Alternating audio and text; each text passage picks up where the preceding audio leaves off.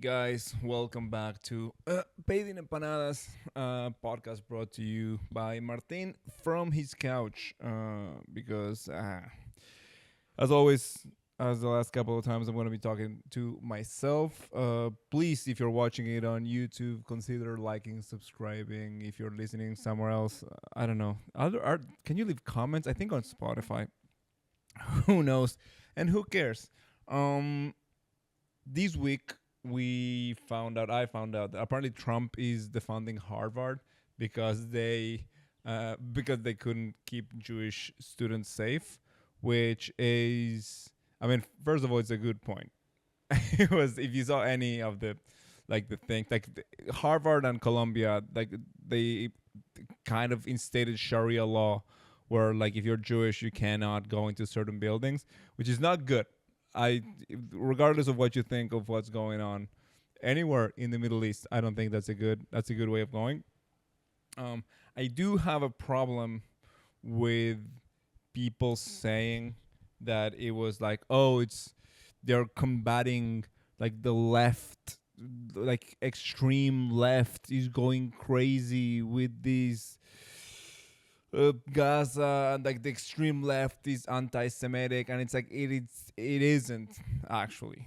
I think it's a misconception to call this the extreme left. It's not. Like if this was the left, like if all these groups that you see chanting from the river to the sea, and like if legalize the legalize globalize the intifada, yeah, I'm pretty sure they want to legalize it too.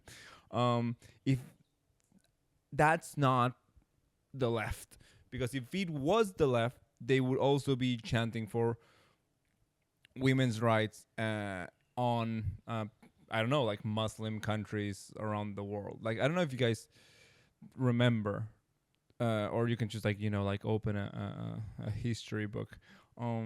The extreme left, the quote unquote extreme left, has would be more consistent. I rewatched on the weekend. I rewatched Oppenheimer, and they were accusing him of communism, which was he? Wasn't he? He kind of was. Things those people back then who were considered like extreme left communists, they were for the same values across across the board everywhere in the world. They were like, well, these are my values, and if you're a leftist, then your values are probably like taxing more the people who make more money and redistributing the wealth across the population, and like maybe some more like open immigration and giving opportunities to people and preventing racism. So like those would be left, like left wing values. What they believe is freedom of religion and freedom of gender. So if they were actually leftist values, what people are angry, upset about in Harvard and Columbia and all these like Ivy League schools, they would have a different mindset about Qatar, about Saudi Arabia, about Iran, about Iraq, about Afghanistan, about like certain parts of the West Bank and Gaza, about Lebanon, not really. Lebanon is actually quite liberal, but about Syria for sure. The reason why they are very much for those values in their own country, but not so much in the rest of the world, is because the problem is not the left. The problem is not the left ideology that is destroying the minds of like students. University students have always been to the left.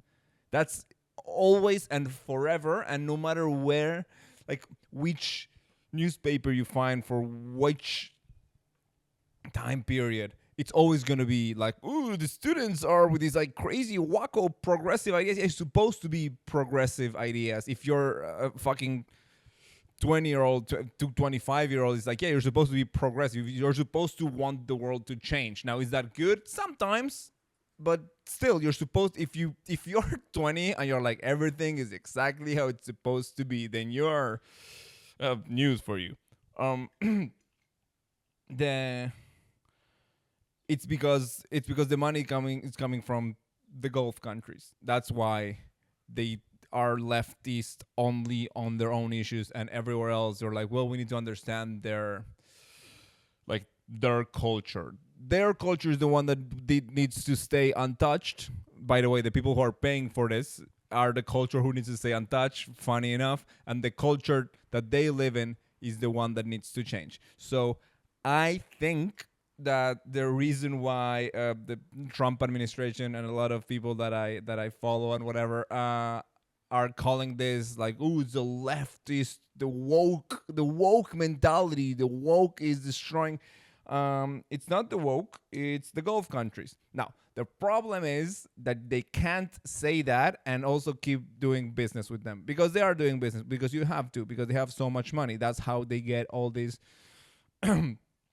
all these like ideology. That's how they fund all these universities, making them believe this insane stuff.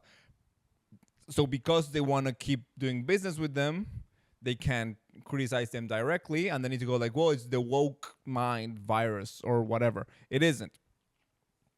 And that's, again, I talked about it last week, but that's why they're better, because they can 100%, and they do.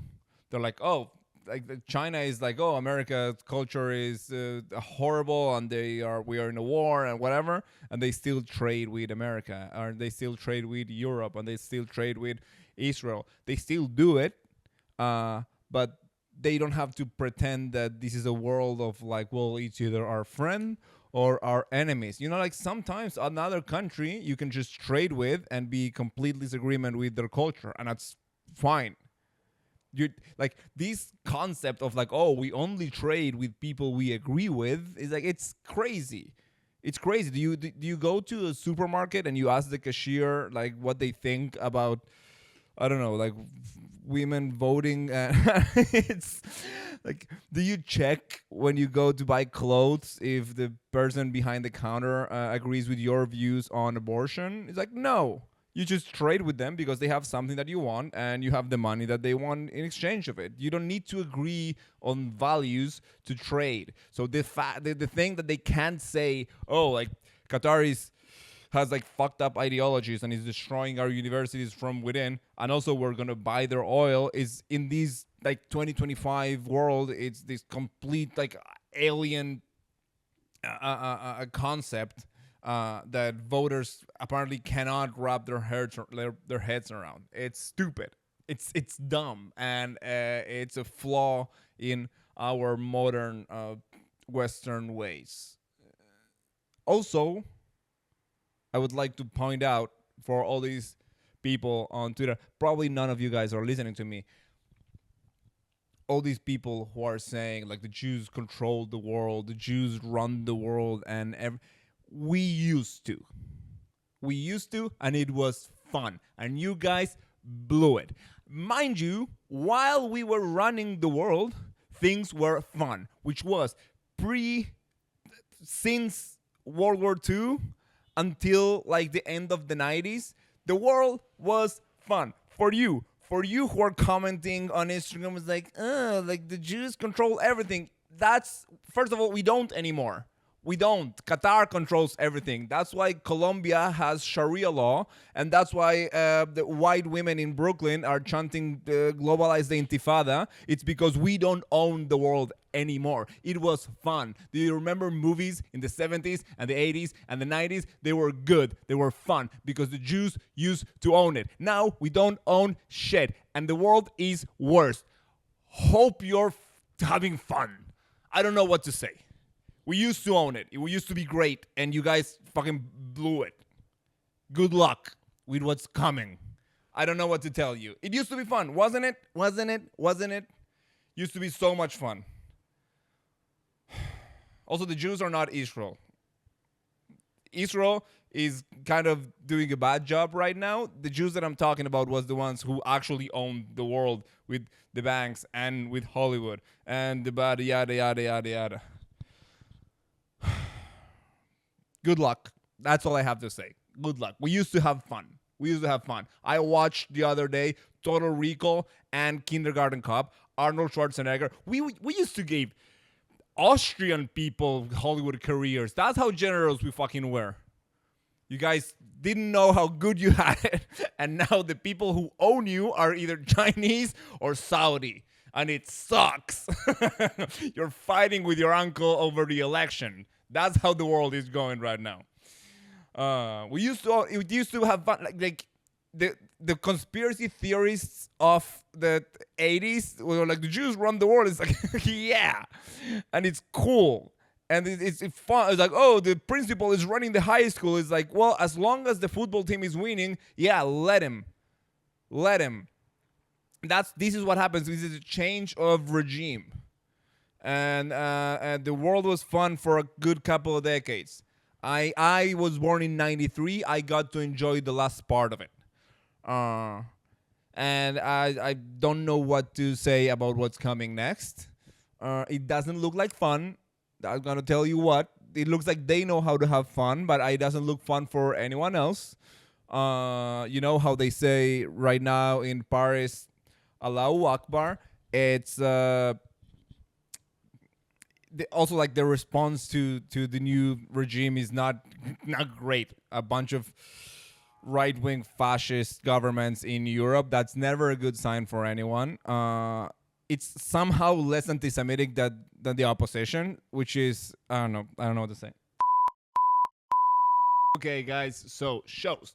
We are doing anonymous comedy every 2 weeks. Both of them are half open mic, half showcase. They're being sold out way in advance. So good luck to you guys. Right now, I think they're for free, but we're going to start selling tickets, both because we don't want people to just RSVP and don't show up. And also, why not make some money and pay some of the comedians? That's also an open mic. So if anyone wants to sign up to the open mic. Spanish comedy once a month. I think the Thursday after these drops, there's a comedy show. So come join us on the Spanish open mic. Also, if you want to perform, let me know. And end of June, I'm going to be performing around the country with Deb K at the Anything for a Laugh. So check out my stories. I'll be posting it. Or follow Deb K, amazing Australian comedian. I'm going to be performing with her in weird cities like Bet Shemesh and Jerusalem. And not Jerusalem is not weird. It's just for comedy, it's weird. But the shows are going to be good because she always brings good comedians for the lineup. So see you there.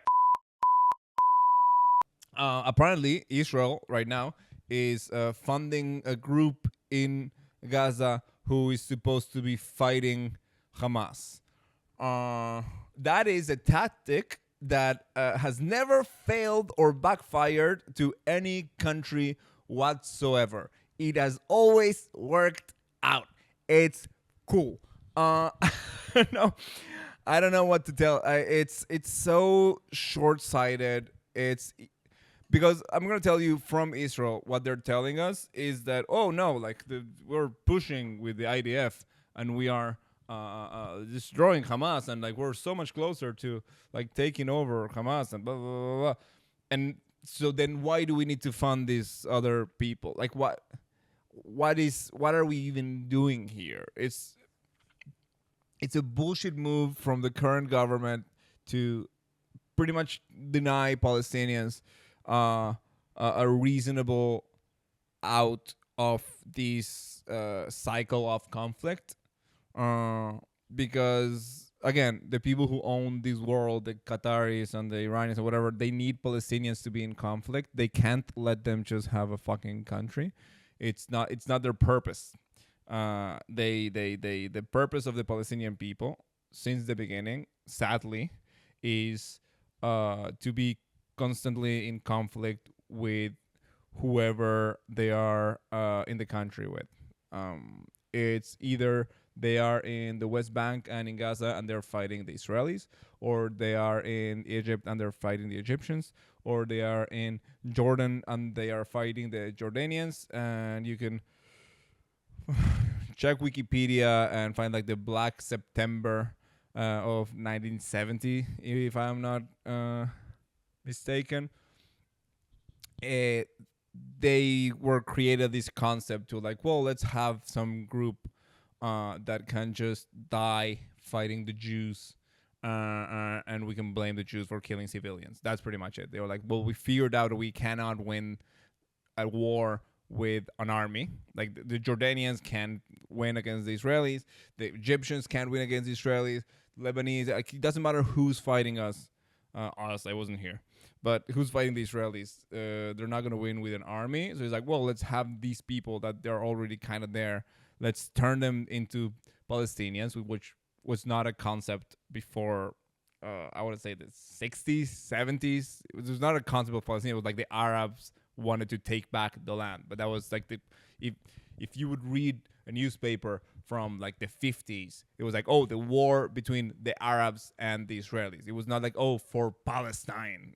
The surrounding Arab countries just wanted to uh, take back this land and like divide it against Arabs. No, divide it between themselves. Am I using the correct English words? Please write a comment. Let me know that I'm a fucking idiot. Um. Also, yeah, talking about, I'm so done with people uh playing like Age of Empires with what's going on with Israel and Gaza, and I'm talking about both sides. All these people is like, ooh, like again from the quote unquote left, from these people in all over the world, like, oh, like the Intifada was horrendous for Palestinians. Like, sure, it was bad for Israelis, but the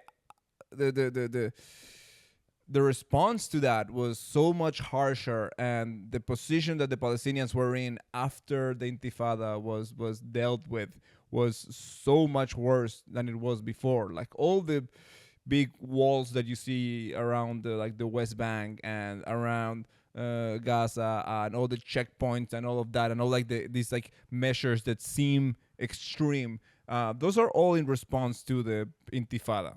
So they didn't exist before. Before, you could just drive from Jenin to Kfar Saba to Tel Aviv. The problem is those people driving from Jenin to Tel Aviv, some of them decided to blow themselves up. So now you have to have a checkpoint. I need to like check every car and check every person, and that creates more friction, and that creates just like worse living conditions for the Palestinians who are in the West Bank. That it's not. It doesn't matter to the people chanting "Let's go with the Intifada" because they don't care. They just see like, oh, we can hurt Israelis. By the way, not us hurting Israelis. Them once again sending the Palestinians to die in a war that they think is just. On the other side, I've heard 3 technically pro-Israel journalists saying like, oh, Iran is weak, so now is the time to strike. Hezbollah is weak, now is the time. Can you stop? Are you gonna go strike? If it's so weak, you go strike Iran. Why don't you go strike Iran? Because I'm gonna be here fucking headbutting rockets and drones when they decide to strike back. Also, the fucking people need to do these kind of things. We're like, oh, now is the time to end with Hamas. It's like, yeah, that means my friends going to Gaza to fight and to shoot and get shot back. Not you. You're just sitting from a couch, like I'm sitting from a couch saying fucking chill. You're sitting from a couch going like, oh, you know what? All our young kids should either go and die or come back with a bunch of PTSD and destroyed relationships and the career down the drain because they haven't worked consistently in the... I am not even like a proper combat soldier, and my first year at my new job was completely derailed by, I don't know, like 142 days of army reserves because some couch surfer, Age of Empires player was like, well, now is the time for us to like do it. It's like, it's first of all, it's always the time for war and it's always the time for peace. This concept was like, well, now if we don't do it now, we might as well. Well, then we might as well not do it, dude. Like, it's always the final mission. These retarded government that we have right now in Israel is their logo Their slogan is complete victory. Complete victory. That does not exist. It has an existence. I don't remember the last war that was like, oh, a complete victory. The only time that we could say there was complete victory was like against the Nazis. But for that, it was needed the whole world, other than like 3 countries, to crush that movement. I was like, that was a complete. Every other war was either a failure, as like their objective was a failure, or there was some sort of ceasefire truce and people going like, okay, we don't trust each other. We're gonna stop killing each other because we need to fucking stop. So this concept of people like, well, now we go until the final to complete total victory. You go do it. Unless unless I see you standing in front of me, ready to take that bullet instead of me, or whatever of my friends, familiars, what people walking down the street that I see, my neighbors, then fuck off. That's what I have to say. It's this Age of Empires players. I it reminds me. I was at the beach earlier today, and I saw this kid who wasn't a kid. It was like a dude. I'm gonna say like probably like 25, and he was jacked, like great body. He was like practicing doing handstands on the beach. Very obviously cares so much about like working out because every muscle was toned and everything. But his face, he was a nerd. You could see on his face, and I was hanging out with people. I was like, look at that guy. It was like super jacked. He was a nerd. And then when they saw his face, it's like 100%. That's the kid who got bullied at school and decided to like, well, fuck you guys. I may not be good at any of these sports, but I can go to the gym. And to the gym he went so much. Every time everyone else was hanging out with people, he went to the gym and he got jacked. And he had a little other guy who was like a little like less jacked. Like it was like it's like the previous Pokemon evolution of this character who was like a little bit paler and like still like in really good shape, but like not as good shape, like not as big and not as buff. I feel like that's I feel like that is what's going on right now with all these people that suddenly got in positions of power, which is like the tech people in the US. It is the certain political parties here in Israel, people who are like marginalized on the quote unquote left in the US, like all these like students that suddenly they get attention and they don't really understand that all this attention that they're getting online is because, again, there's big money behind them getting this attention with these fringe ideologies. It's that guy. It's the nerd with a buff body. It's just like you can see it. You can feel it behind them. You're still a loser. And it's fine to be a loser. It's fine. Find your place. Dude, my fiance fell in love with me because I was talking about Lord of the Rings. It's fine. Embrace it. That go-getter attitude of like, ooh, that's for other people. Leave it to them. Leave it to them because you're damaging us.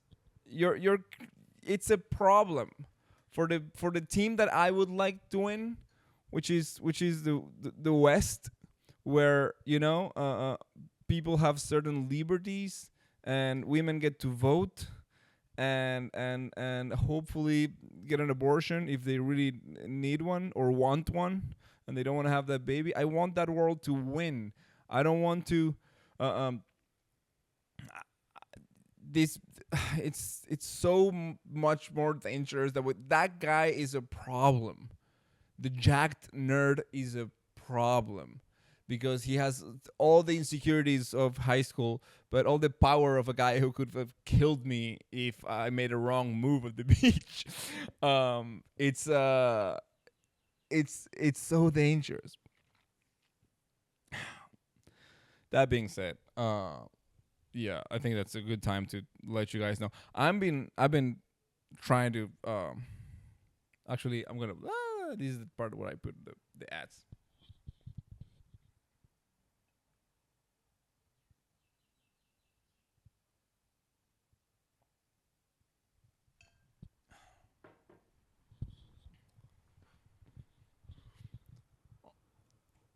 Yeah, well, now after having talked about, well, yeah, now after having talked about all what's going on right now in the world, let's let me tell you about what's going on with me. I've self-diagnosed myself with being addicted to my phone, which is way more chill than being addicted to, like, like drugs, alcohol, smoking, whatever.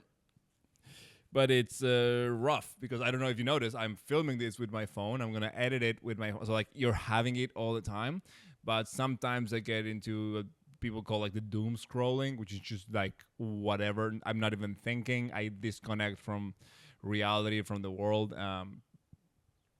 It sucks. I hate it. I really hope that you're listening to this while not also using your phone for something else. Just like, hey, listen, if anyone here is listening and while you're listening, maybe you have it on the background and you're on Instagram or like what I do, or like playing chess or on Twitter, because I refuse to call it the other name. Stop.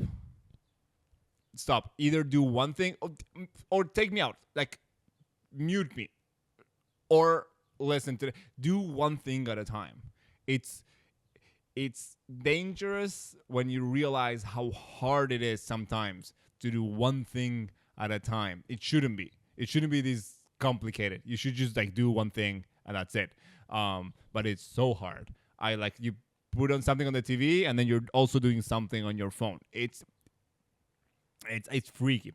What I've done to help myself stop was I first of all I told people around me, it's like, tell me if I'm on my phone. Just like go like, hey, no, like a dog that is going for like a furniture or a plant or whatever. Uh, Also, I put my phone in black and white because it turns out that there's a lot of like psychology behind the colors that go into like like every app and everything. It's just like it's engineered so like every pixel is addictive to you. So I you put it on black and white and it really is way less attractive to keep using it because you're like, yeah, what it's just it's like a more bland food, which I guess if you are addicted to food, you are like, yes, stop making things that are delicious. you know? Like less salt, less sugar, make some rice if you're trying to eat less. Uh, but instantly, as soon as you start to do something better for yourself, you start judging other people, or at least I do. The second that I told myself, okay, I'm going to stop using the phone. I'm going to change my life. I'm going crazy. Every time that I see someone using their phone, immediately I go like, look at that piece of shit. Look, oh my god, you're a slave of your phone. I would suck to be you. I'm so happy that I'm on this transformation and this ride that is like, oh, boo hoo for you that you're like stuck with your phone. Which probably talks way more about like how much I hate myself. Like it's so obvious that I'm just like looking at like it's like looking in a mirror and I'm looking at myself and I'm like, this is not it's not about them. It's 100% about myself. Oh, there's a cat playing with my notes. Hello, cat. Do you want to say hi to the camera? Okay, I don't know if you guys heard it. That was a cat breathing. That's as interesting as the rest of the things that I said on this podcast.